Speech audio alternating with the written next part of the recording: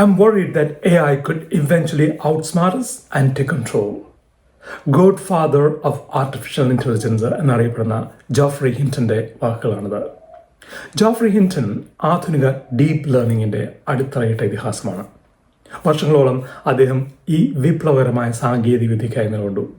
എന്നാൽ ഇപ്പോൾ താൻ കൂടി നിർമ്മിച്ച ഈ സിസ്റ്റത്തെക്കുറിച്ച് അദ്ദേഹം ലോകത്തിന് നൽകുന്നത് കടുത്ത മുന്നറിയിപ്പാണ്. ഭാവിയിൽ നമുക്ക് നിയന്ത്രിക്കാൻ കഴിഞ്ഞേക്കാത്ത ഒരു ബുദ്ധിയാണ് നമ്മൾ സൃഷ്ടിച്ചിരിക്കുന്നത് എന്നാണ് ജെഫ്രിയുടെ അഭിപ്രായം.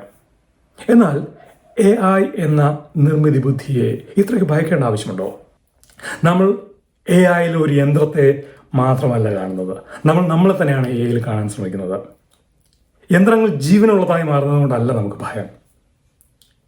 ഇൻ്റലിജൻസ് നമ്മുടേത് മാത്രം സ്വന്തമല്ലാത്ത ഒരു ലോകത്ത് മനുഷ്യനായിരിക്കുക എന്നാൽ എന്താണ് എന്ന ചോദ്യമാണ് എനിക്ക് തോന്നുന്നു നമ്മളെ ഏറ്റവും കൂടുതൽ അലട്ടുന്നത്.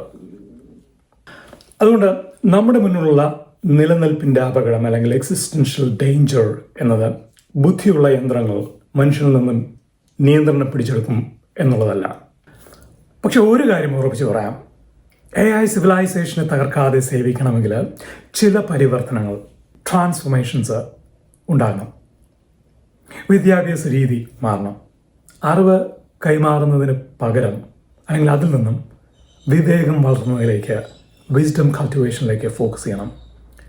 നേതൃത്വം ഗ്രോത്ത് മാനേജ്മെൻറ്റിൽ നിന്നും ധാർമ്മിക ഭരണത്തിലേക്ക് അല്ലെങ്കിൽ മോറൽ ഗവൺസിലേക്ക് മാറിയാൽ നന്നാകും.